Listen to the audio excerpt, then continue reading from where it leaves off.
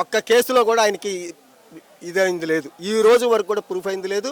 మొత్తం మీద ఆయన ఎవరైతే సిఐడి లక్ష్మీనారాయణ గారు ఉన్న ఆయనే చెప్తున్నాడు, మొత్తం మీద ఆయన పెట్టింది 500 కోట్ల రూపాయల్లో ఆయన ఏదో అవకతవకలు జరిగిన నిర్ధారణ చేశారు తప్పితే 1,00,000 కోట్లు కుంభకోణాలని చెప్పేసి ఆ రోజున గెలిచారు.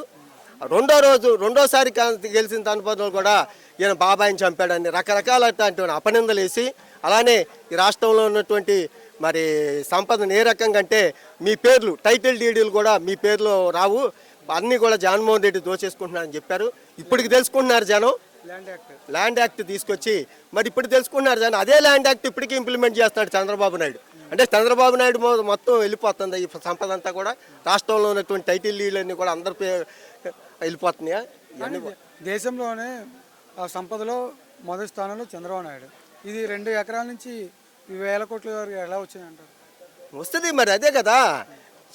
మనం తప్పు చేస్తున్నాము, తప్పు చేసి ఎదుటోడి మీద తప్పు రుద్దేసి వాళ్ళకు ఉన్నటువంటి పచ్చ మీడియా ద్వారా ఈ రకమైనటువంటి దుష్ప్రచారం చేసి ప్రజల్లోకి, ఇప్పుడు ఒక అబద్ధం అట చాలా ఫాస్ట్గా వెళ్ళిపోద్దట, నిజం తెలుసుకోవాలంటే చాలా టైం పడుతుంది.